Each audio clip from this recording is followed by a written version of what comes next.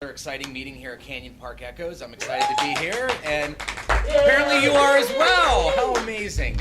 And the sun is still shining. We have a lot of exciting things happening. We have an action-packed meeting for you today. I'm sure we'll be doing lots of table topics. And we have one speaker this afternoon. I do want to make a quick announcement. First and foremost, Linda's going to be talking at the end about a couple contests. Very quickly, we do have our upcoming table topics and humorous speech contest at the division level this Sunday, which is a big deal. So it's this Sunday at the Redmond Public Library, Woodinville Public Library, my bad, 1 p.m. Come out and support us. I will be 2 p.m. Hey, this is all going by memory. And come out and support us, and I will be competing in the table topics contest. So it's going to be really exciting.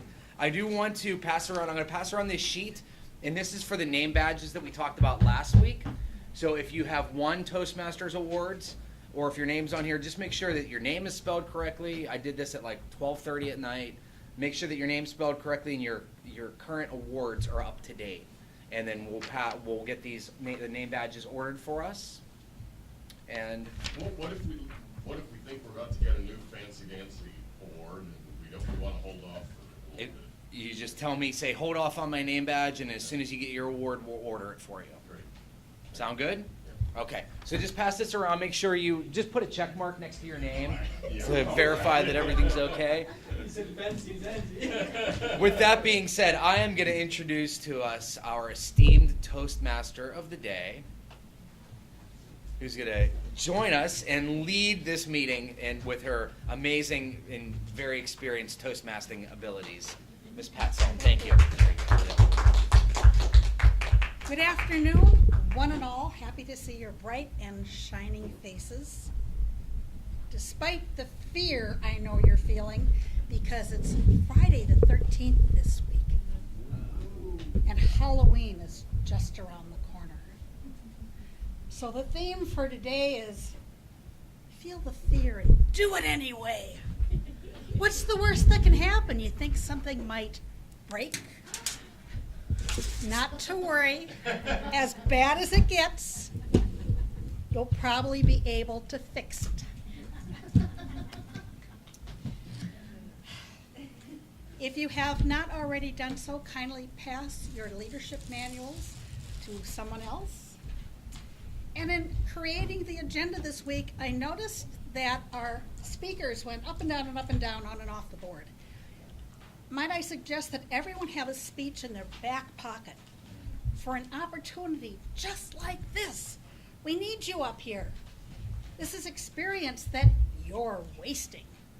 There's two things a Toastmaster never turns down: a speaking opportunity and a breath mint. With that, I would like to ask our general evaluator, Ellen Nicoletti, to come and do her thing. Thank you. Thank you, Bob. I would like to introduce my team members. And I would like to start with Amy. She will be our counter. Amy, would you like to introduce your role? Yes, thank you, Ellen. Good afternoon, everyone. I am your counter today. I will be looking for ahs, so you know, and other distracting words. I know, I was like, cool, that's kind of good. And I will present my report at the end of the meeting.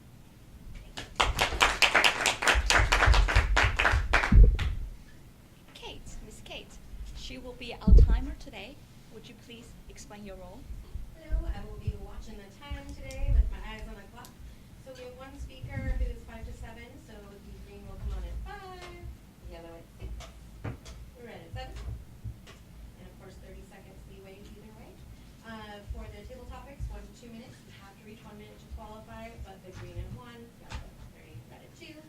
And then to our evaluators, it will be 2 to 3 minutes with the green at 2, yellow at 2:30, and red at 3. And I will present at the end of the meeting. Thank you. Our grammarian is Jorge. I'm going to kill some time because he needs a little bit of time to write that word. The word intrepid has he's gonna explain what that means, but I have a little story. I learned that word. Oh, go ahead. This funny story. Good morning, ladies and gentlemen. I am going to be the grammarian in charge of keeping an eye on people's grammar and correct pronunciations and spellings. So, the word of the day is intrepid, which is fearless, unafraid, bold, undaunted, unflinching, gallant, audacious, daring. So I would appreciate if you guys can incorporate that into your speech or your presentation today. Thank you. What I was gonna say was, I learned this word when I was in 5th grade. That's why. Came to the United States. For those who didn't know, I was one of both people came in from Vietnam. And I stranded on an island, and people always ask me, how do you go from an island to Indonesia? And I told them, on an intrepid. And how I said why it was an intrepid, because I went on a field trip. I went on 47th Street, West Side in New York City. I went on an intrepid. And that's when I learned that was an intrepid. I came home, I told my mom, said I learned a new word. It was an intrepid that we were on. She said, no, it was from Indonesia, a Navy boat. Because I was so little, everything seems huge. I'm going to call that, it was an intrepid from now on. And the other thing was that if you ever seen the boat that I was on, and the boat that I went on, and on the other boat was being rescued on, it is an intrepid. The difference, there was the little boat that I was on was a tiny little boat. Anyway, I would like to turn this over to Madam Pat.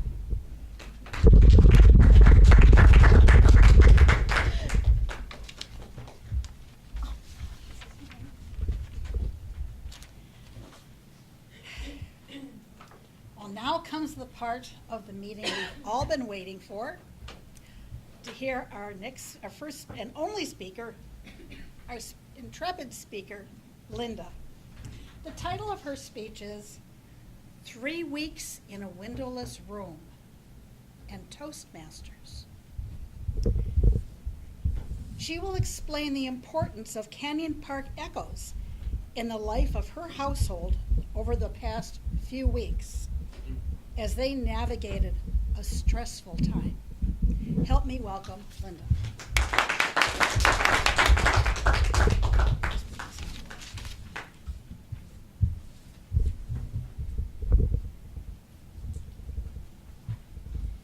Do you remember back on August 30th when we had our club contest for humorous and table topics, humorous speeches and table topics, and we had it in that windowless room in my office at RE/MAX? Well, that was a great day. The contest was fabulous. We had great winners, and I was a Toastmaster of the day, and that is one of my favorite jobs to be. And after the meeting was over, I do as I always do. I picked up my purse, opened it up, picked up my phone, punched it in to see what I had missed, and there it was. A text from my husband, Don. Always succinct, always to the point. I'm on the jury. Madam Toastmaster and fellow Toastmasters and guest. Now, of course, I knew that this was his week for jury duty. Everyone has a week every now and then where they have to do that. And the night before, on Tuesday, he had informed me that he was in the pool for the jurors being considered for the next case. And he said, I am under strict orders not to discuss this case with anyone, but I can tell you, it's a big case. Big case. How big? Well, the jury pool is 75 people. The judge thinks it's going to last for 3 weeks. And Linda, you will understand this. From what I understand, this is a case that could be on law and order. He was on that jury. Now, I came to find in retrospect that this club, Canyon Park Echoes, was not only played the backdrop of my life for that next 3 weeks, but also bookended it in a very amazing way.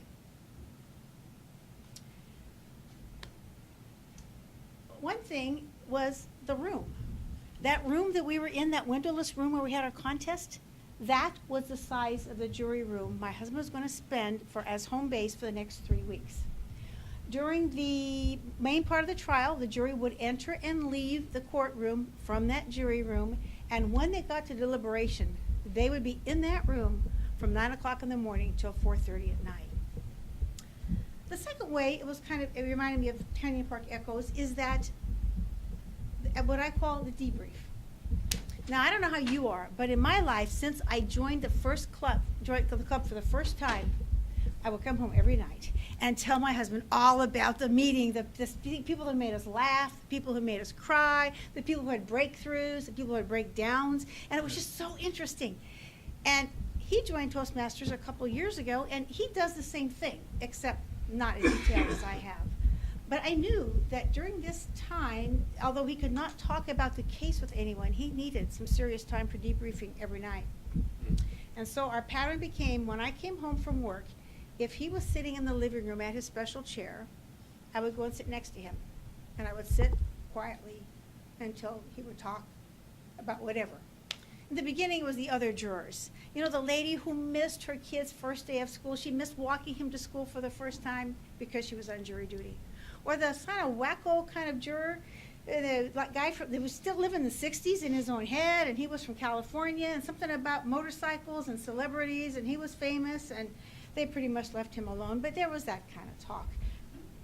And then about the prosecuting attorney, how he could use a dose of Toastmasters because he never made eye contact with their jury. And then about the day one of the jurors was moved to tears by the testimony, and after a talk with the judge, she came back saying yes, she could finish the trial, and she did in brilliant form. Or the time that the jurors had to file back into their jury room in the middle of the day because the attorneys and the judge wanted to argue about something, and what they had heard was so riveting that they were all just silent. They couldn't even think to say anything. So he needed that time. And then the one time I remember most was when he said, I don't think I'm ever going to be the same again after this trial. Well, mercifully, the trial part of the testimony got done, and it was time for them to go and do what they were being paid their $10 a day to do, and that was to, well, we would call it evaluating in our club. What they called it, or we would call it actually voting on the best speaker. What they would call it is deciding if the defendant was innocent or guilty. And that's when I noticed he started having trouble sometimes sleeping at night. Back to real life. September 20th of this year, it was a Wednesday, and we were upstairs in this room, so we're not in the windowless room anymore, and we were upstairs, and I was the Toastmaster of the day again. It was like so fun, and I had a good time. And I had trouble coming up with the meeting of the day, theme of the day, because my head was just filled with juries, evidence, verdicts, and that would not play well. So I came up with the funniest thing I could think of, and that was Scrabble, and we had a very funny meeting. And as is my custom, when the meeting was over, I picked up my purse, pulled out my phone, picked it up, went to it, a short, succinct text from my husband saying, done, I'm home. So when I got home, he was again sitting in his chair. And what I had done during the whole time was I had purposed not to know what the case was about, since he could not discuss it with anybody. He handed me his iPad, which had the article from the Everett Herald. And he said, read this, and then we'll talk. The defendant was a young woman accused of manslaughter in the death of a 4-month-old baby. And when the jury went in to give their verdict, finally, there was no drum roll. And when they announced that they had found her guilty of manslaughter in the 2nd degree, there was no clapping, and there were no ribbons. The jury just filed back out of the courtroom, and as soon as they could, they all packed up and left to go back and rejoin real life. I'm a Toastmaster.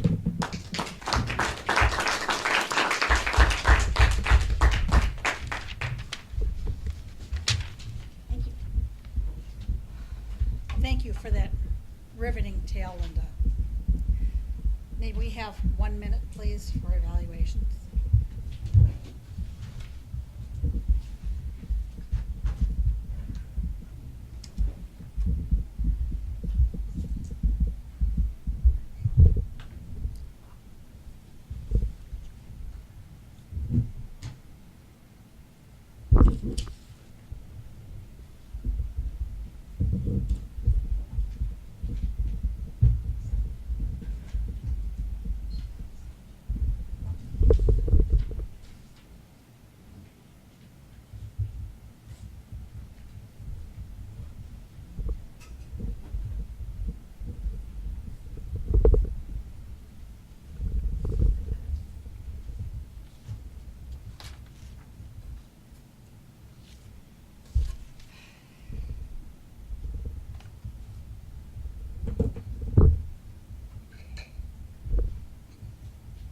Thank you, Madam Timer.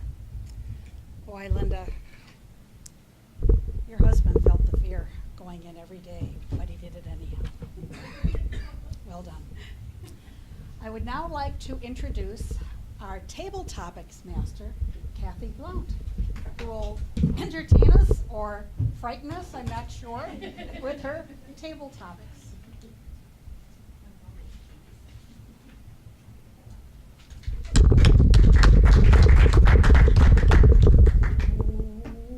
Whoa, this is gonna be fun. Okay. I love the theme. I was like, Pat, that's such a good one.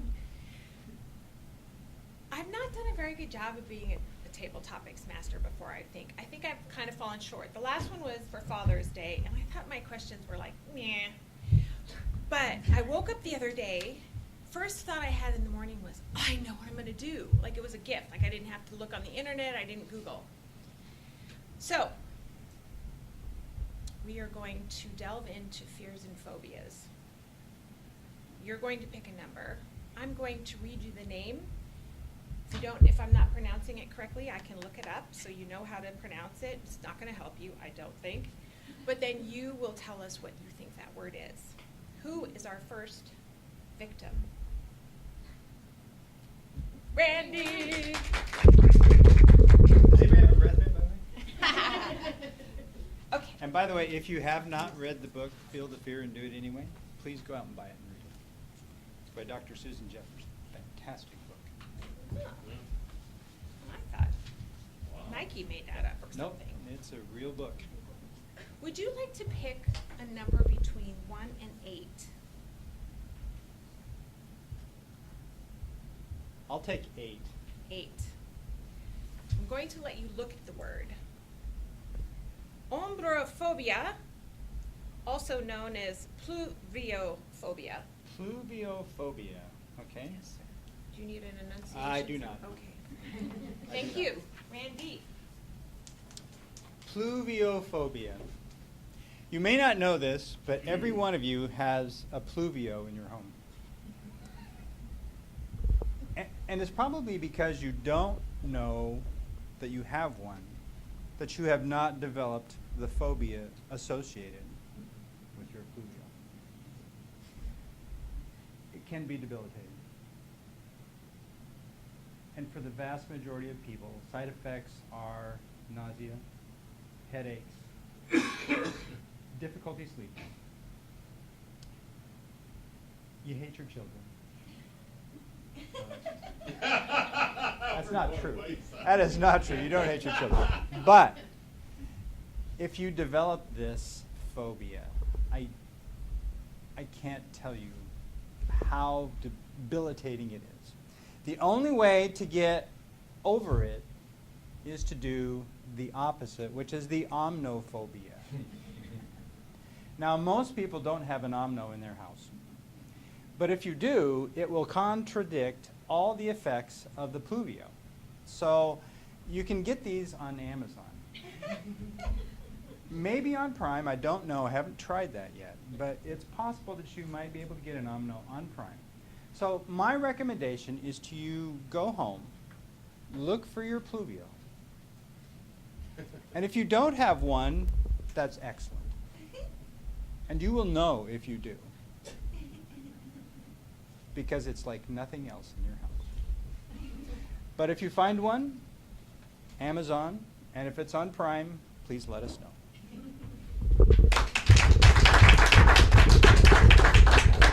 Thank you for your inquisitive minds. Should I read them out now, or would you? Yeah. Okay. Umbrophobia, or pluviophobia, is the fear of rain. A fairly common anxiety disorder seen in kids and adults, Kathy Blunt being one of them. Omnophobia originates from the Greek word meaning ombros, meaning storm of rain, and phobias is fear or aversion. Next victim, Steve.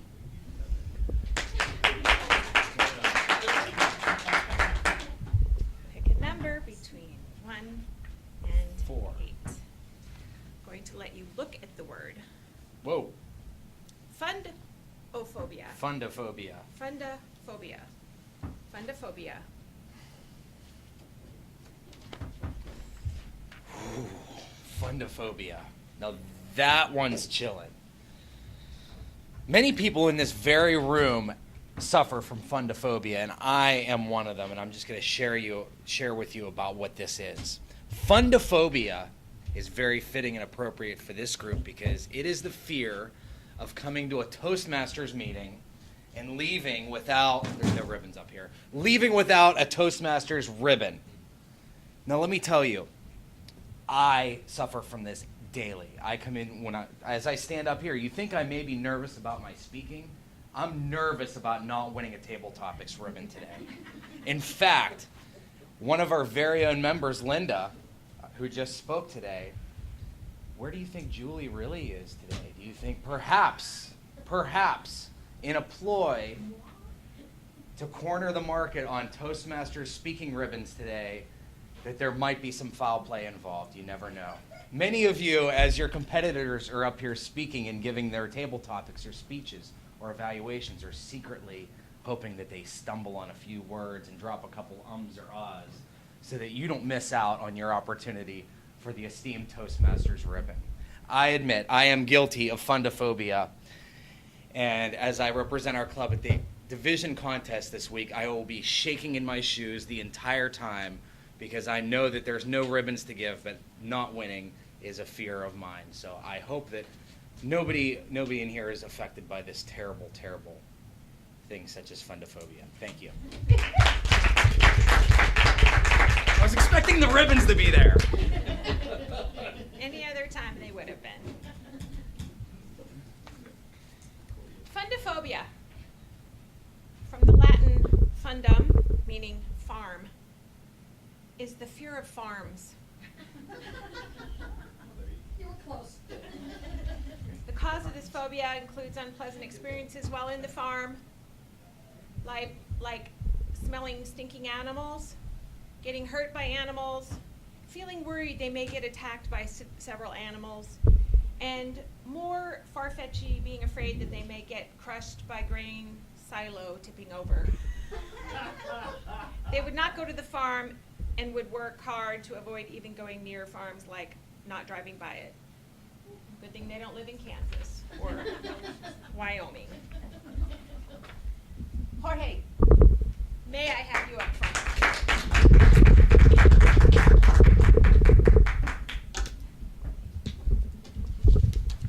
Here is our list. Okay. Pick a number. 1, 2, 3, 5, 6, 7. Okay, number 2. Number 2.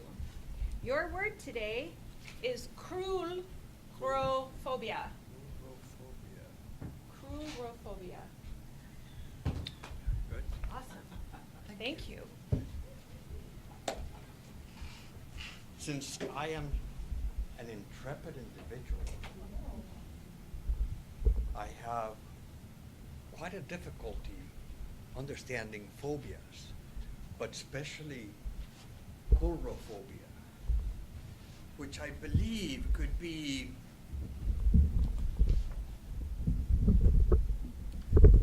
a type of phobia that you develop under high stress situations.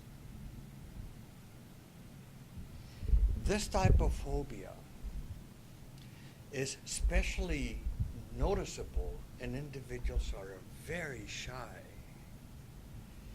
And coming into a meeting with a whole bunch of people in front of you, they shrink and become extremely hesitant to express what they want to say.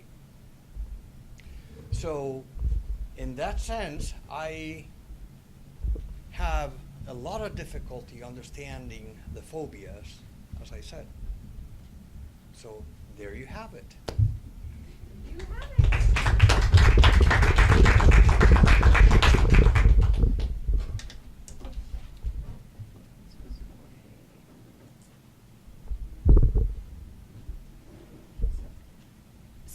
Steve, you were fundophobia, right? Okay. You're pointing.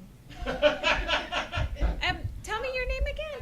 Amelia. Would you like to give it a shot? I know we do have a name badge for you. I think it's handwritten. Yeah. How are you? I'm good, thank you. Good. So we have number 1, number 3, number 5, number 6, and number 7. 5. 5. Enoclophobia. Okay. Enoclophobia. Okay. Enoclophobia. Excellent. Enoclophobia. Okay, that is so timely.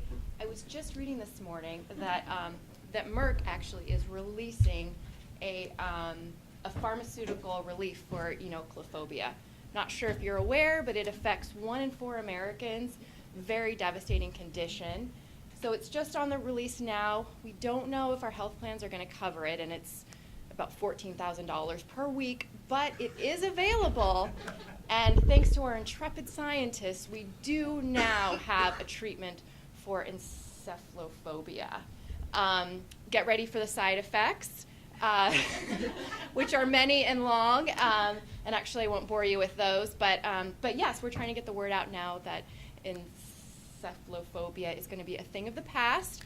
Our human testing is kind of gone in an iffy way, but we think for the most part your patients should survive the treatment if they can afford it. So, congratulations.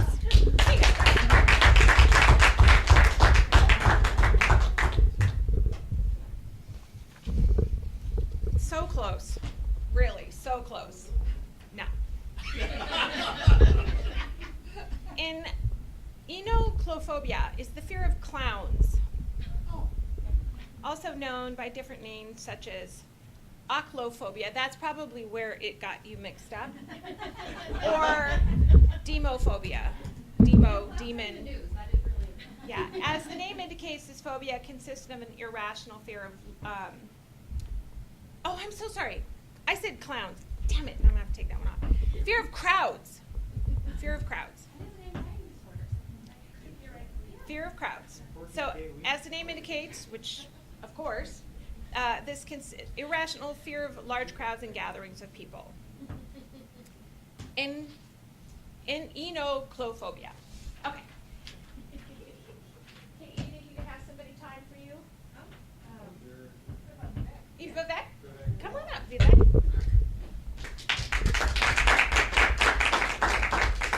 So we have 1. Okay, wait, I'll have to take out that other one because I screwed it up. True. So, number 1, number 3, number 6, or number 7? Number 7. Number 7. Oh, this is a good one. Melissophobia, or also known as apiphobia. You might know it by this one, melissophobia. Epiphobia.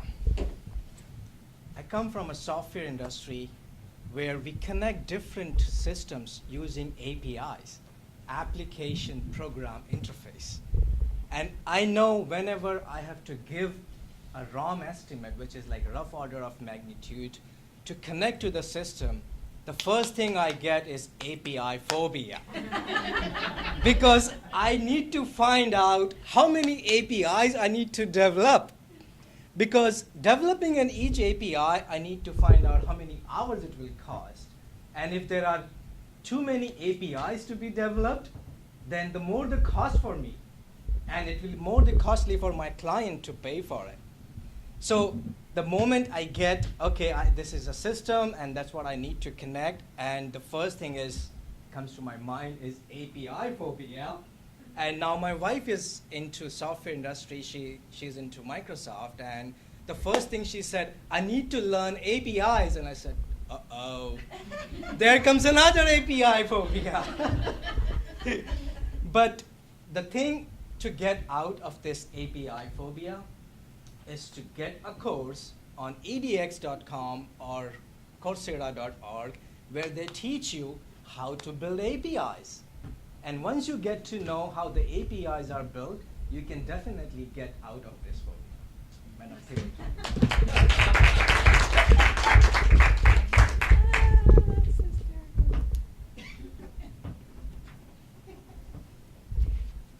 So who else doesn't have a role? Trey?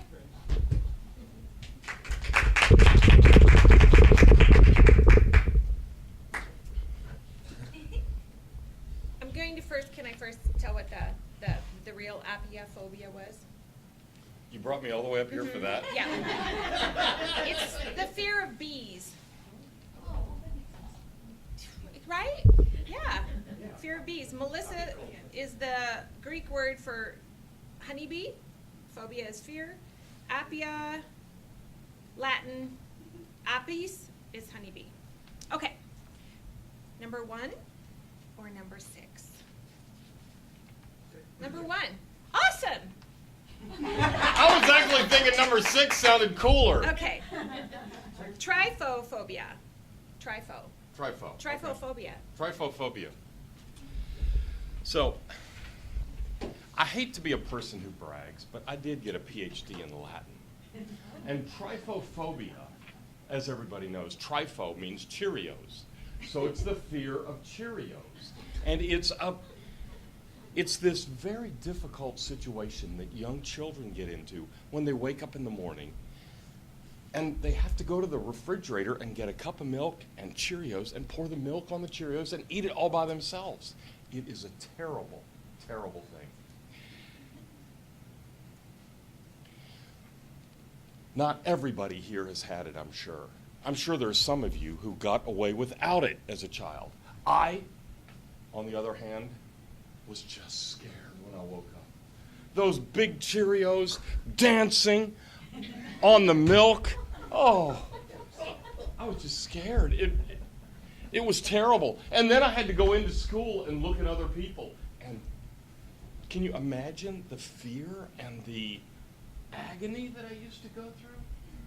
But now I know that they're just a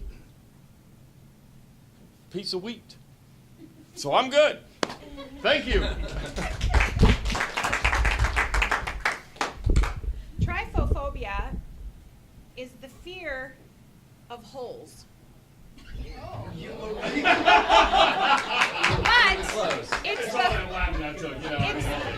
It's the holes in a lotus seed head. You're scared of the holes in a lotus seed head. Yeah. It's intense fear or anxiety of irregular patterns or clusters of small holes. So that was, it doesn't say anything about floating in milk, but there's a potential there. Put your name down.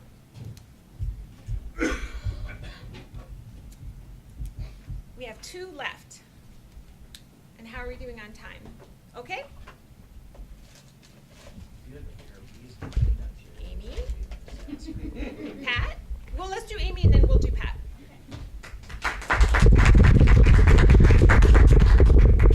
Okay. Borborgmophobia. Borborgmophobia. Or phobia. Or borgomophobia. Borgomophobia. Hello, Toastmasters. This is one of the absolute worst fears that you could possibly have. It is the fear of words that are not able to be pronounced by anybody. This is a fear that is common amongst people in all countries. It is a fear of people of all educations. And the worst is when nobody can pronounce it except for the person that created the word. Because then it's this fear that you can't overcome. Normally you can face that fear right on. And you have no problem whatsoever. You say, okay, I'm scared of heights. I'm just going to do it. I'm going to climb to the top of that bridge and I'm going to jump. You can overcome that fear. But the worst part of this fear is nobody can overcome it. Because a lot of these words were created by one person for absolutely no reason whatsoever, just to be put into a dictionary. And when that person passes away, what do? You can't face your fear.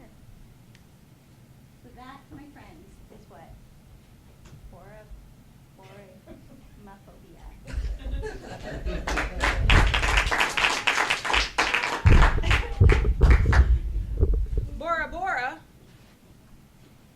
phobia, is the fear of hunger. Oh, that's also a terrible fear. And it is around the world, right? Not necessarily the fear of starving to death, more like a deep-seated anxiety that there will not be enough food. I thought since it is almost lunchtime, I'm feeling it myself. The last word, Miss Pat, is autoplenphobia. Would you like to look at it? Oh, that'll really help. Autoplenophobia. Thank you so much.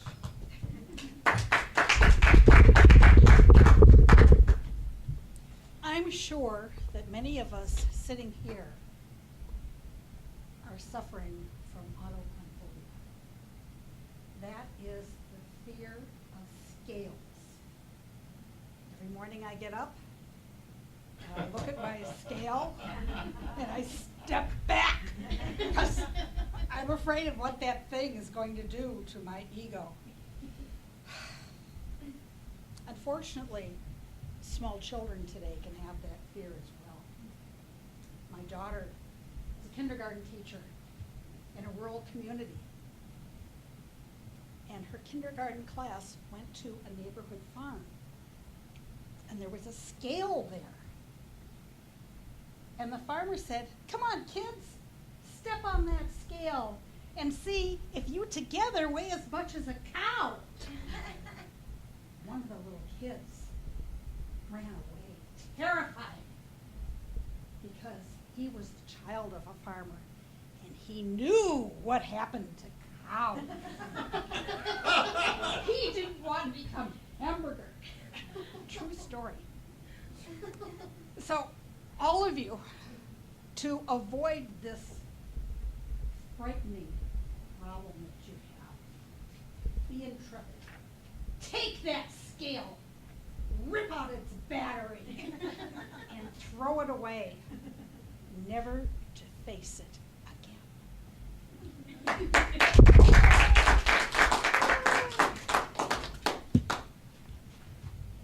Thank you. And with that, Yes, I'm going to tell you what it means. yes.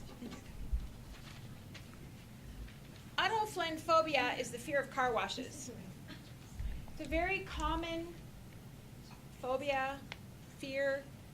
Did you hear that? Fear of car washes. Yes. So, I think also they do have scales in car washes. I'm guessing. Thank you, Madam Toastmaster. Oh, thanks, Ellen. Thank you for that very creative set of table topics.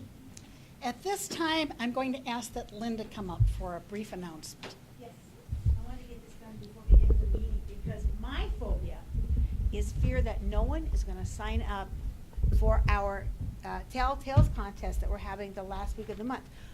Last I checked, we had one intrepid individual, Amy, a great contestant, but we need more. We just can't let Amy do it by herself. And if you have been checking the links I've sent you, you might look them up again. They're excellent ideas of what a really great tall tale is. So we're gonna have that contest. I'm gonna pass these around now so that more of you can sign up. Yes, ma'am. Did I sign up to be a speaker or a table topic contestant? Is that what we're talking about? It's all tall tales. It's all tall tales. Oh, congratulations. Yeah, congratulations. Thank you for being interested. It's only 3 to 5 minutes, so just a long table topic. But look at those, if you get a chance, look at those YouTubes I've sent you, and they are really good. And it shows you the ideas. And if you can't think of a reason, come up with the 5 things that are most frustrating to you right now. Write them all out, and think of a very creative and illogical and unbelievable way you can solve that. That's a really good thing to do. So we're going to send this out. So Amy is first. We just love the fact that she signed up for that. And we want to see some others. And then we need a Toastmaster and some judges, but mostly we need contestants. So let's get that Date on done. the top of that again? October, I think it's 25th. Is that right? I think I signed up as well. Did you sign up as well? Hey, that's great. That's great. My fear is getting less intense now. I think it's the 25th. It's the last Wednesday of the month. Okay? Yeah. And that's what we're doing for 25th that or meeting 25th? here? 25th. Okay, great. Great. Okay, so let's just get some people signing up here. We need contestants. Thank you. And at this time, I would like to call up our general evaluator and her team. Oh, sorry. Clumsy. I would like to bring Brad up to evaluate Linda.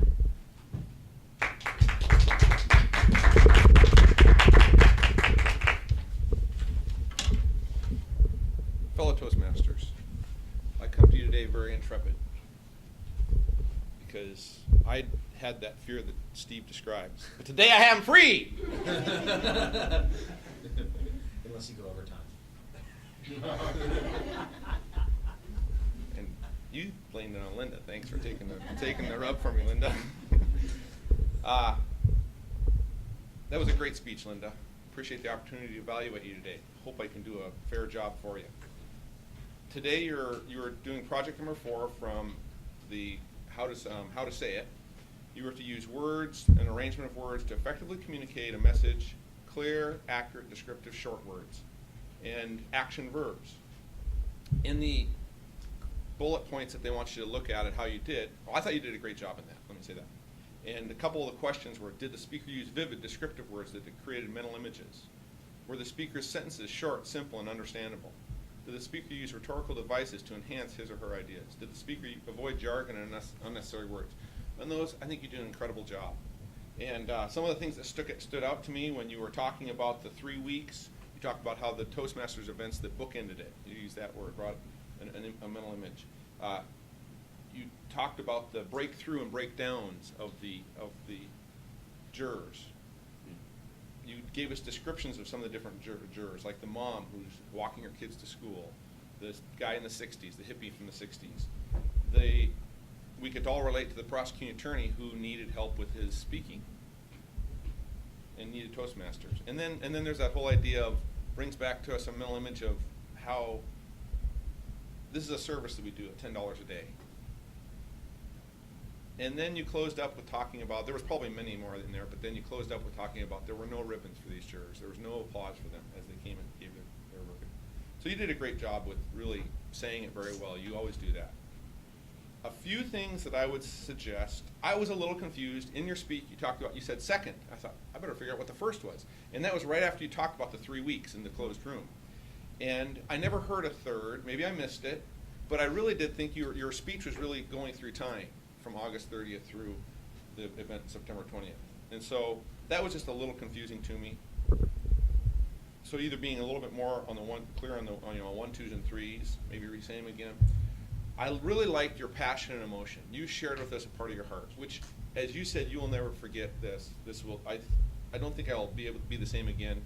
We are all impacted by that, and appreciate you being vulnerable, being really intrepid, and sharing your heart in this great way, and giving us another great example of a great speech. Thank you so much for your time. Thank you.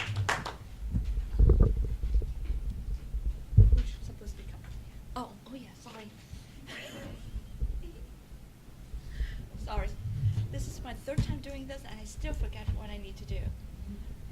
May I have the time reports? All right, so good news, everybody qualified, congratulations. Some just by the skin of their teeth, but we did. Linda, your speech was at 6:47, and I apologize for not getting that green light on. I was up 10 seconds behind. I was very involved in your story. And then, Brian, for your evaluation and table topics, if you want to know exact times, you can see. Thank you so much. If everyone would like to vote. Are non-members, can they win ribbon? I think so. Yes? Yeah. That's how we're Yeah. doing in. You don't even make him get back. Don't do what you were. Amy, can I have your report? Yes, of course. Thank you, General Evaluator. Great job, everyone, today with your ahs and ums. We do have a couple to report. Kate, we had one Thank you. ah. Kathy, you had an ah, and a so. Spread out the love. Amelia, you had 4, maybe 5 ums. It's okay. 1 ah. Great job on your table topics, though. I really enjoyed it. Linda, 1 1 ah. Brad, 1 2 ums. And ahs, and our theme today. Jorge, you had an ah and a so. That is my report. Thank you, everybody. All right, can you give us your reports? Yes, I'll be pleased. Being the intrepid guy that I am, I had took the adventure of bringing the camera, and I completely forgot about my grammarian role. I, however, noticed that several people used the word of the day, which is appreciated. Thank you so much. Thank you. At this time, I'm supposed to give an evaluation, and thank you for my team members. You guys responded timely into your roles. Thank you. I have one comment is that I have to pay attention. My role as a GE, sometimes I forget what I'm supposed to do when I'm up here. Right now, I'd like to bring back Madam Toastmaster.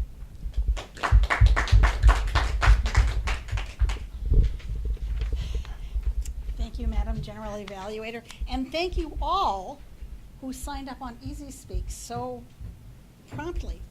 And again, we're going to be putting together speeches for the contest coming up in a couple of weeks. If you make it 2 minutes longer, it can be here. It can be a tall tale that you use as a regular competent communicator speech another time. Why not? Let your imagination soar. So if they hit 5 minutes, that's it. That'd be perfect. No, a tall tale is 3 to 5 minutes. You're right. You're right. 3 through 5.5. So, but you can refine these things and do it during the year. Don't limit yourself. Be Superman or Superwoman or whatever you want. Make it a dream to come here and tell us your dreams. I'm going to announce the winners of the ribbons. Do we have ribbons? We do have ribbons. Oh, thank you very much. And then I will turn the meeting over to our president, who has other things for us to discuss during today's meeting. The best speaker, Linda. Just take that, Julie. That's right. Yeah. The best evaluator, oh, well done, well done. And the best table topics, Pat.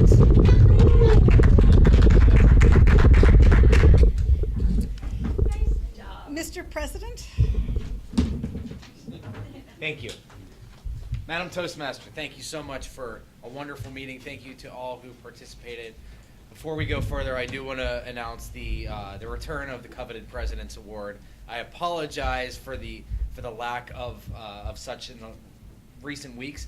However, today's award goes to Linda for her ferocious attempts at organizing the club contest, but also on perhaps her ferocious attack on Julie to get her coveted Best Speaker ribbon today. So thank you, thank you very much.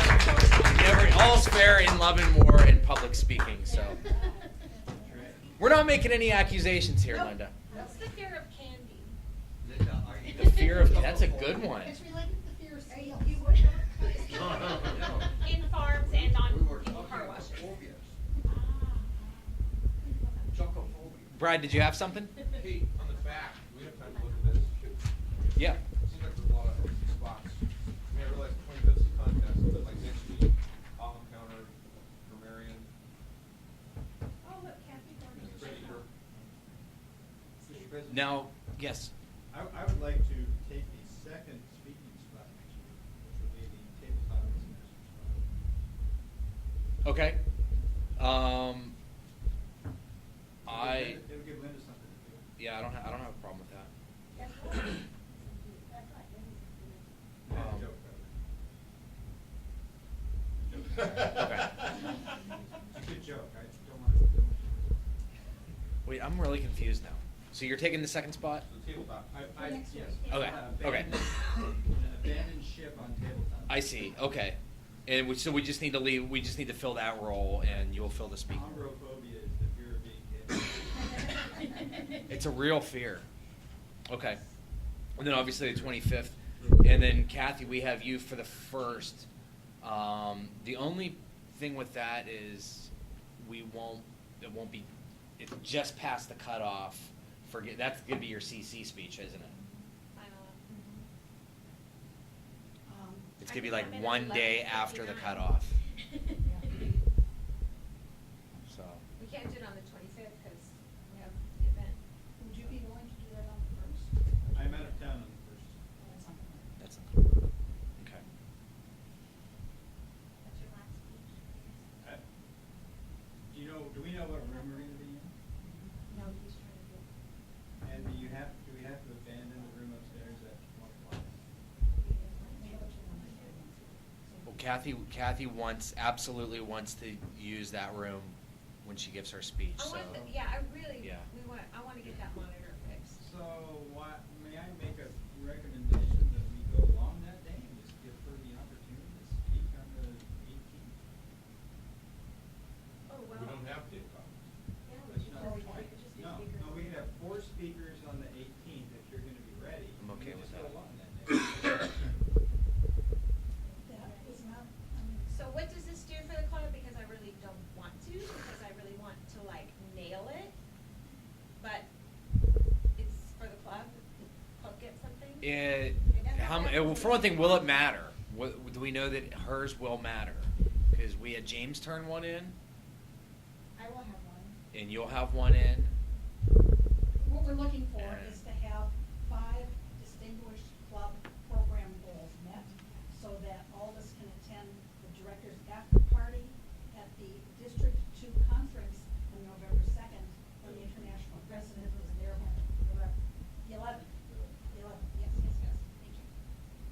So that's. Want to get back to that? Do we know how many, yeah. I'm looking that up right now. Okay, we'll come back to that. In the meantime, I want to, this is my first time doing this, so bear with me, but we would like to, first and foremost, welcome Amelia. She has submitted her application to become a member of Canyon Park Echoes. And would you like to stand up for a moment, Amelia? Sure, I just had some broccoli. Okay, that's fine. What we would like to do is, we still need to vote you in, so you're at the mercy of our club. Okay. I move we. Randy has moved that we vote you in. Amelia to come into the room. Is there another Amelia? And Trey is gonna second. So we have a motion to accept Amelia as our newest member of Canyon Park Echoes. Here, here. All those in favor? Aye. Anyone oppose? Amelia, welcome. We will officially induct you at a later time, but You're knighted. you're in. Perfect, there'll be robes and It's gonna be invite your family and your friends, and it's gonna be, I knew there was more than this. yeah, it's gonna be a big thing. So thank you. Well, if we can go back. Yes. As of this time, we need 2 CCs. We need 2 of any of these. 2 CCs, 1 advanced communicator, 1 competent leader. So we need, That's what we're missing? that's what we're missing. 4 new members, well, 3 new members. Does that sound like we're a long I'm way missing off? 3 speeches for the CC. Yeah, that's not gonna happen, at least not in this club. Go to another- You know, there's another club you could go to. Yeah, Yeah, but But 3 I'm going to speeches be in a middle couple of weeks. November. Yeah, but it has to be that. but we still need a CL. And I checked with Julie, she isn't close enough, she needs to mentor someone, and that's what she's missing. All I'm missing is a contest chair.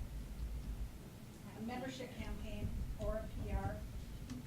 Can she do? She could do one half of, The time couldn't she do clock. one half and you do the other? You could do like a membership campaign for 2 weeks. Oh, no, I was thinking she could, our contest, could she do, does it have to be a contest, or could she do the special events? We should make it a potluck or something. It says membership campaign or contest chair and a PR campaign chair. A PR Campaign chair. We could have a 1-week PR campaign, couldn't we? 2 weeks? does she have to send out an email? Like, Or send out an email, maybe put something in Starburst, maybe some flyers, email flyers to presidents of other clubs. I'm gonna be in Nebraska. Sunday. You can send emails from Nebraska. We have internet. Some places, in some places. so the PR, is it to, what is it to do, to bring people in as guests or experience Canyon Park? And we've got a contest, which you could Highlight, so, Can I do it on social media? Yeah, Do it on- yeah, yeah. social media, you could take the same email. You wanna talk about it afterwards? Perfect. And then so we still need, would we make it? If I spoke and Amy hit? We need a second competent communicator. Me. After yours. You're close? Me. Okay. No, I'm sorry, I'm doing my CL, I'm sorry. I'm doing a CL, I'm sorry. You're doing your seal now? Yeah, when Well, I you get, only when need I get one. done with this stupid contest on the 25th, I will have my CL. Then we don't need Yeah, yours. then I Okay. That's it, so there's that. So we need 1 advanced communicator. Do we have that? I'm not close. Who? Are you looking at Amy? I'm far away. So in I'm 3 speeches away. So Used to after, be. sorry. So after that, we'll have 4 at that point, and what's left is 2 competent communicators, an advanced communicator, and 3 new members. 2 Any one of those. CCs, huh? I don't think we can make it. Even if I spoke, that wouldn't, because you're already counting me. Yeah. Okay, Yes. all right. Mm. Well, if you spoke, then we still need 1. Right, okay, that's what I meant, yeah. How much is the admission to that after party? We had $30, I think. $30, okay. And if all of our officers had been trained, only 6 of the 7 were, the officers would have gotten. another award. Hmm. Yeah, but how many people go to that? They A lot like- of people go to it. Trey, you were there. Well, I went that one time, Yeah, just yeah. because it was the free dinner, I was like feeling bad that our club was got this privilege. There's some pretty good crowd. I mean, there's dancing and Bunch of DJ. people- no, I realize that there's a whole bunch of people there, but Yeah. it's just like, is it a real advantage for our club? It's something we really wanna work for. It's up to the club. If I you would- have hunger, it would be a good thing to go to, it's a free meal. I would like to see better representation of our club at events, because as it stands, it's like always the same people, for the most part. Well, okay, regardless if it doesn't sound like we're gonna hit it, but let's announce it in, the next several meetings as to what we want the goal to be for the next 6 months. Is that fair? Like, we start hyping it up and do a PR campaign or whatever. If they do that. If what? If they do it. If they, If we encourage everyone in the club to get